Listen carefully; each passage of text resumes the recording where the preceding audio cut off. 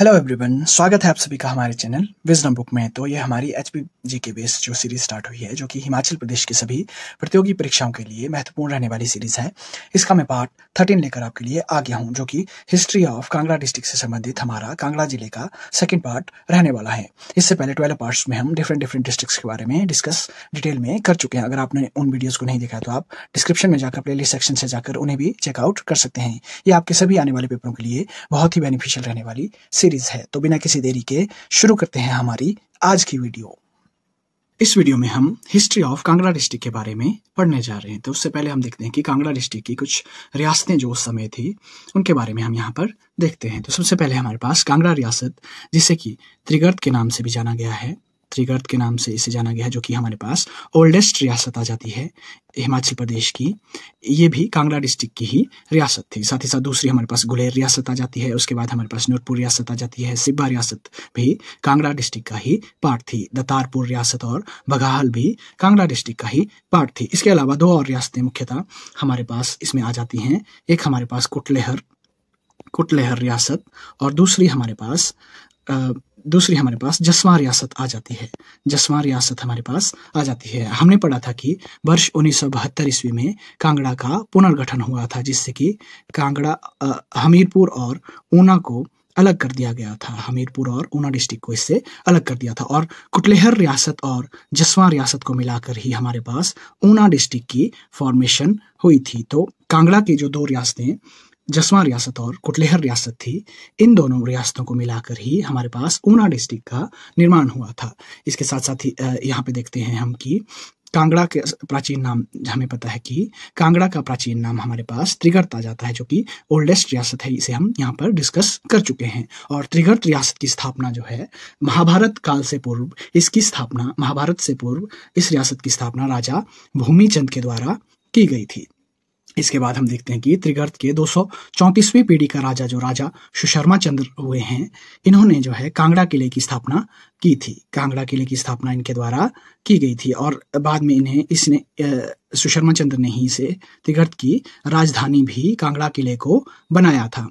और त्रिगर्त की राजधानी के बारे में यहाँ पे देखते हैं हम, तो इसे नगरकोट के नाम से, कांगड़ा किले को बाद में नगरकोट के नाम से जाना जाने लगा। और इसके अन्य नाम जो हमारे पास भीमकोट, भीमनगर, सुशर्मापुर आदि जो है इसके अदर्स नेम आ जाते हैं। और वर्तमान में नगरकोट जो है, कांगड़ा शहर का नाम नगरकोट के नाम से इसे जाना जाता है।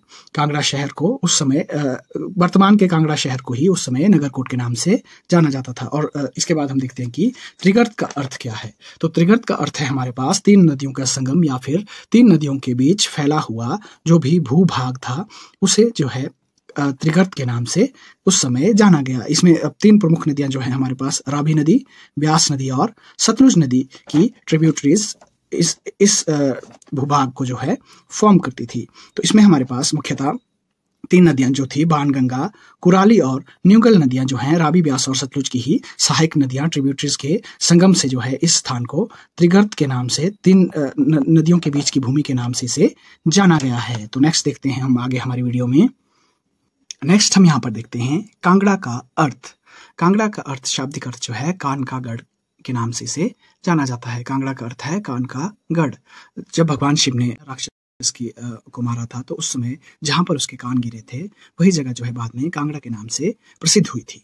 और इसके बाद हम देखते हैं कि इसे भीमनगर या भीमकोट की संज्ञा जो है इसे उत्वी के द्वारा दी गई थी, और नगरकोट की संज्ञा इसे अलबरूनी के द्वारा इसे नगरकोट की संज्ञा दी गई थी। इन बातों को भी हम यहाँ से ध्यान रखते हैं। साथ ही हम देखते हैं कि जल ग्रहण की दृष्टि से दूसरी सबसे बड़ी नदी जो ब्यास नदी हमारे पास आ जाती है, ये कांगड़ा होकर ही, कांगड़ा के मिर्थल नामक स्थान पर होते हुए ही पंजाब में एंटर करती है। और बहुत सारा क्षेत्र जो है ब्यास नदी का कांगड़ा होकर ही फ्लो करता है। इसे हम नदियों वाली वीडियो में डिस्कस कर चुके हैं। और हमें पता है कि स्थापना जो है भीमनगर और भीमकोट की शर्मा चंद्र के द्वारा की गई थी। इन बातों को हम यहाँ से ध्यान रखते हैं। साथ ही साथ यहाँ पे देखते हैं हम कि कांगड़ा पर जो आक्रमणकारी रहे हैं और जो अटैक्स कांगड़ा पे हुए हैं, उनके बारे में हम यहाँ पर पढ़ते हैं। तो यहाँ पे देखते हैं हम, सबसे पहले जो हमारे पास आक्रमणकारी कांगड़ा में आ जाते हैं, ये हमारे पास महमूद गजनबी आ जाते हैं, जिन्होंने कि कांगड़ा पर अटैक किया था वर्ष 1009 ईस्वी में। और इन्होंने मुख्यतः जो है ब्रिजेश्वरी माता मंदिर जो है ब्रजेश्वरी माता मंदिर जो कि कांगड़ा में स्थित है, इसे इसने लूटा था महमूद गजनबी ने। और उस समय कांगड़ा के राजा जगदीश चंद जी थे। उसके बाद दूसरे आक्रमणकारी हमारे पास मोहम्मद बिन तुगलक आ जाते हैं, जिन्होंने कांगड़ा पर 1337 ईस्वी में आक्रमण किया था। और उस समय यहाँ के राजा पृथ्वीचंद जी जो हैं कांगड़ा के राजा थे। तीसरा हमारे पास फिरोज शाह तुगलक आ जाते हैं, जिन्होंने कि वर्ष 1365 ईस्वी में कांगड़ा पर अटैक किया था। उस समय कांगड़ा के राजा रूपचंद जी थे। और इन्होंने फिरोज शाह तुगलक ने यहाँ से 1300 पुस्तकों को ज्वालामुखी मंदिर से चुरा कर ले गया था। ज्वालामुखी मंदिर को इसने मुख्यतः लूटा था। ज्वालामुखी मंदिर को लूटने के अगर आपको प्रश्न आता है तो उसका जवाब फिरोज शाह तुगलक हो जाएगा। और ब्रजेश्वरी मंदिर को लूटने का सवाल जब आपको आता है तो वर्ष 1009 ईस्वी में मोहम्मद गजनबी ने ब्रजेश्वरी मंदिर को लूटा था। और इसके बाद इसने 1300 पुस्तकों को जो है यहाँ से ले जाकर इसे फारसी में अनुवाद किया था, फारसी भाषा में इसका अनुवाद किया था। और फारसी भाषा में इन पुस्तकों का अनुवाद जो है इज्जुद्दीन खालिद खानी के द्वारा किया गया था। बाद में ये पुस्तकें जो हैं दलीले फिरोज शाही के नाम से प्रसिद्ध हुई थी। इसमें इसने अपने ही दलीलों के नाम से इसे प्रकाशित जो है फारसी भाषा में किया था। नेक्स्ट हम देखते हैं, यहाँ पर हमारे पास आ जाता है कि ज्वालामुखी मंदिर का निर्माण जो है मुख्यतः, इसे हम एक पॉइंट बनाकर यहाँ पर लिख लेंगे कि ज्वालामुखी मंदिर का निर्माण राजा हरिचंद के द्वारा किया गया था। और हमने ज्योग्राफी वाली वीडियो में पढ़ा था कि सती माता की जीभ जो है यहाँ पर गिरी थी, इसी कारण इसका नाम ज्वालामुखी पड़ा था। इसके बाद हम देखते हैं कि हिमाचल प्रदेश के किस राजा ने महाभारत युद्ध में कौरवों का साथ दिया था। तो राजा सुशर्मा चंद्र ने कौरवों का साथ महाभारत के युद्ध में दिया था। हमने पढ़ा था कि महाभारत के समय या महाभारत से भी पहले जो है सुशर्मा चंद्र ने कांगड़ा की स्थापना की थी, कांगड़ा किले की स्थापना की थी। और इन्होंने बाद में महाभारत के युद्ध में कौरवों का साथ भी सुशर्मा चंद्र के द्वारा दिया गया था। इसके बाद एक और आक्रमणकारी तैमूर लंग हमारे पास आ जाते हैं, जिन्होंने कि वर्ष 1398 ईस्वी में शिवालिक और नूरपुर की पहाड़ियों को लूटा था। और हिंडोर जो कि पुराना नाम इसका नालागढ़ का पुराना नाम हिंडोर था, वहाँ के राजा आलमचंद ने तैमूर लंग की मदद की थी इन पहाड़ियों को लूटने में। और बदले में तैमूर लंग ने उसके राज्य मतलब हिंडोर राज्य को हानि ना पहुंचाने का वादा किया था।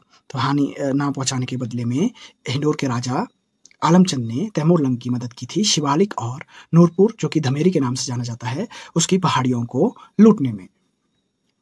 इसके बाद वर्ष 1405 ईस्वी में राजा हरिचंद प्रथम जो हैं कांगड़ा के राजा थे। तो एक बार जो है राजा हरिचंद शिकार करने के लिए गुलेर रियासत में गए थे, गुलेर रियासत में ये गए थे और जहाँ पे ये कुएं में गिर गए थे और अपने सैनिकों से बिछड़ गए थे। और इनको कई दिनों तक जो है इनके सैनिकों ने ढूंढा, परंतु उन्हें वे नहीं मिले और उन्हें मरा हुआ समझकर उनके भाई करमचंद को राजा बनाया गया था। तो इसके बाद जब अपने भाई के कुछ दिनों के बाद जो है 21 दिनों के बाद ये किसी राहगीर व्यापारी को मिले, तो इन्होंने देखा कि इनके भाई करमचंद को राजा बना दिया गया है।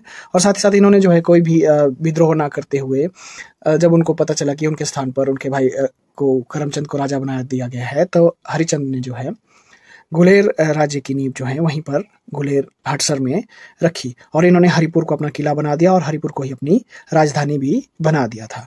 तो साथ ही साथ यहाँ देखते हैं हम कि कांगड़ा किले में मस्जिद का निर्माण जो है जहांगीर ने करवाया था। और कांगड़ा किले का पहला मुगल किलेदार जो है हमारे पास नवाब अली खां आ जाता है, जिसे कि 1620 ईस्वी में कांगड़ा किले का पहला मुगल किलेदार बनाया गया था। और इसके बाद कांगड़ा किले का अंतिम मुगल किलेदार जो है वर्ष 1740 ईस्वी में सैफ अली खान को यहाँ का अंतिम मुगल किलेदार बनाया गया था।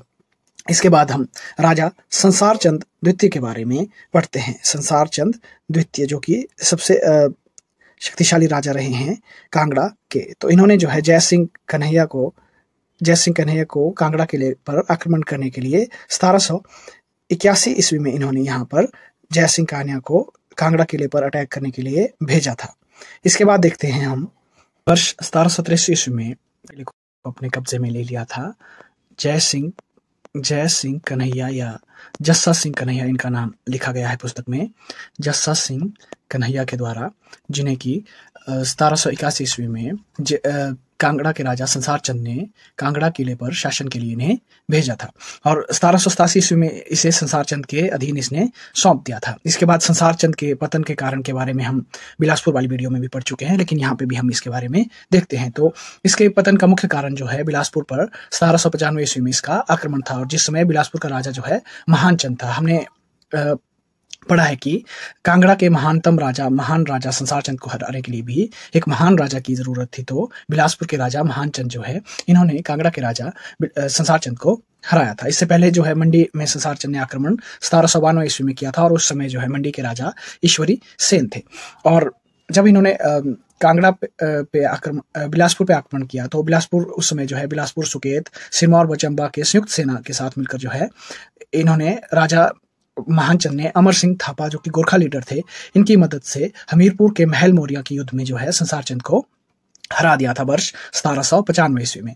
इसके बाद 1804 में हमीरपुर के महल मौर्या में ये फिर से हारा था और उसके बाद 1804-1805 ईस्वी से लेकर 1809 ईस्वी तक इसे संसार चंद को कांगड़ा किले में कैद करके रखा गया था, बंदी बनाकर इसे रखा गया था। और 1809 ईस्वी में वहां से ये एक नौरंग वजीर की सहायता से भागकर इसने जो है ज्वालामुखी में जाकर ज्वालामुखी संधि की थी राजा रणजीत सिंह के साथ। और राजा रणजीत सिंह की मदद इसने गोरखाओं और महानचंद को हराने के लिए मांगी थी। और 1809 ईस्वी में राजा रणजीत सिंह ने गोरखाओं और महानचंद को हराकर बदले में संसार चंद ने रणजीत सिंह को जो है कांगड़ा किला दिया था और साथ ही साथ 66 गांव भी इसे उपहार के रूप में दिए थे। इस स्टोरी को हम बिलासपुर वाली वीडियो में भी पढ़ चुके हैं। यहाँ पे मैंने आपके लिए रिवीजन के लिए इसे एक बार फिर से जो है दोहरा दिया है। तो इवेंट्स को आप इस तरह से याद रखेंगे ईयर बाइज ईयर कि किस ईयर में इन्होंने युद्ध किया था, कहाँ पे बिलासपुर में 1795 ईस्वी में और मंडी में इन्होंने 1792 ईस्वी में आक्रमण किया था।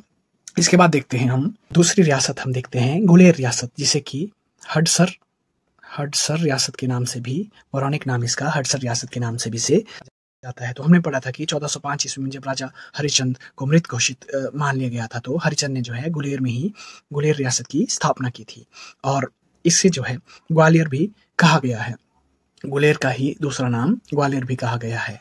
और हरिचंद ने यहाँ पर हरिपुर किला स्थापित किया था, हरिपुर किला बनाया था और जिसे इसने अपनी राजधानी भी बनाया था और इसे गुलेर किले के नाम से भी जाना जाता है। और यहाँ के राजा जो रूपचंद रहे हैं, उन्होंने मुगलों की मदद की थी कांगड़ा किले पर कब्जा करने के लिए। और यहाँ के राजा मान सिंह को शाहजहां ने शेर अफगान की उपाधि से भी नवाजा था। और गुलेर रियासत के सबसे अंतिम राजा जो हैं राजा भूप सिंह हमारे पास आ जाते हैं। और भूप सिंह के समय काल में ही वर्ष 1846 ईस्वी में जब एंग्लो सिख वॉर हुआ था तो उस समय जो है गुलेर रियासत अंग्रेजों के अधीन आ गई थी, ब्रिटिशर्स के अधीन ये उस समय 1846 के एंग्लो सिख युद्ध के बाद आ गया था।